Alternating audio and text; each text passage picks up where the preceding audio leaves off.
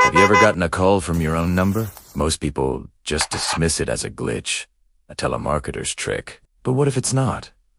What if it's something else?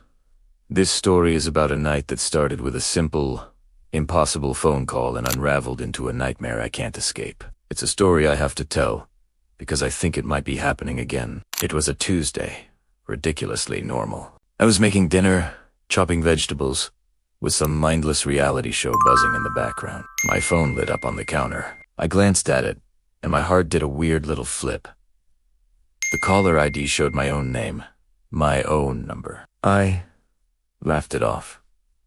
Wow, spammers are getting creative, I muttered, hitting the decline button and going back to my carrots it rung again. Same.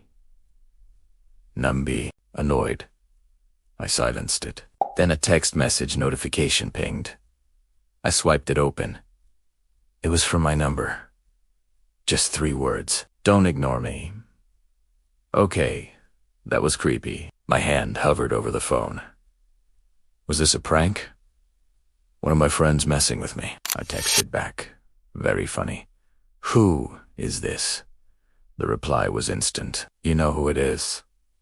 A cold dread, heavy and thick, started to seep into the room. The reality show on the TV suddenly felt too loud, too cheerful. I turned it off, plunging the apartment into a tense silence, broken only by the hum of the fridge. My phone rang for a 3rd time.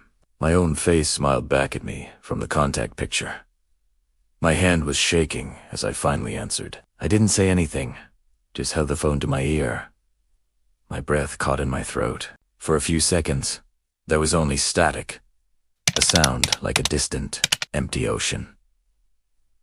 Then, a voice whispered through the crackle. A voice that was almost mine, but not quite. It was raspy, strained, like someone who had been screaming for a very long time. You have to listen, it rasped. You can't let him in. Who? I managed to choke out, my own voice, barely a whisper. Let who in? You know, the voice on the phone crackled. The man from the picture. Don't look at it. The picture.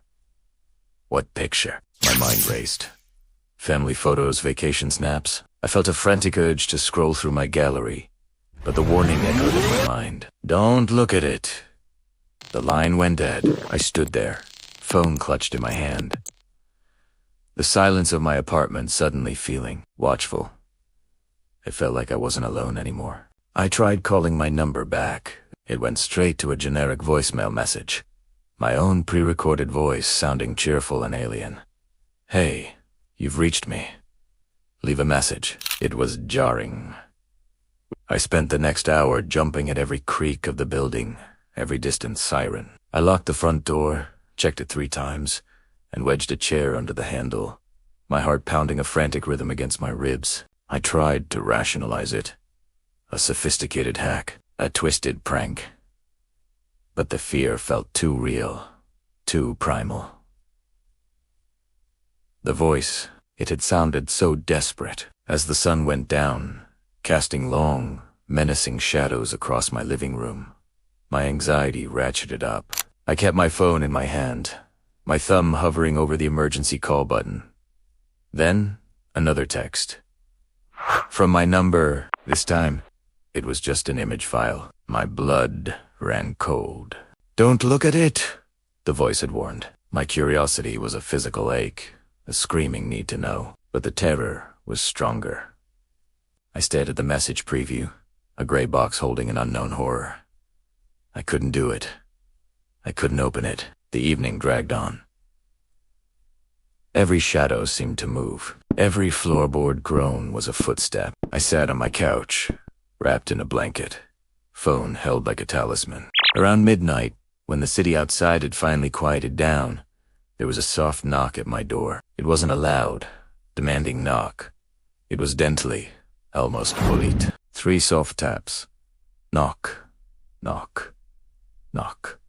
My breath hitched. I didn't move. I didn't breathe it. Who would be at my door at this hour? The peephole felt like a gateway to another world, a world I didn't want to see. After a minute of suffocating silence, the knocking came again. a little more insistent this time. My phone buzzed in my hand. A new text from my number. "I told you not to let him in. He's at the door," my mind screamed. This wasn't real. It couldn't be. I crawled on the floor, my chair-prop door, the only thing between me and him. The man from the picture. A picture I'd never seen. The knocking stopped. I waited, listening to the frantic drumming of my own blood in my ears. A minute passed, then another. Slowly, I heard the faint sound of a key sliding into the lock. My key. Panic, pure and undiluted, seized me. I scrambled backward, crab walking into the kitchen and fumbling for a knife. The lock clicked. The deadbolt turned. The chair ID wedged under the handle screeched against the floor as the door began to push inward. I couldn't see who it was. Only the growing slice of dark hallway. My phone rang again, its cheerful ringtone a mocking soundtrack to my terror. It was my number. Trembling, I answered it, pressing the phone to my ear. It was the same raspy voice, my voice. But now it was frantic, weeping. "I'm sorry," it sobbed. I couldn't stop him. "He's coming for you now. He has your key. He has your face." The door swung fully open, and standing there, in the dim light of the hallway, was me. It was my face, my clothes, my tired end-of-the-day expression. He, or it, smiled a slow, cold smile that didn't reach his eyes. My eyes. He held up a phone. "My phone. You should have listened," he said, and his voice was my voice. Perfectly normal.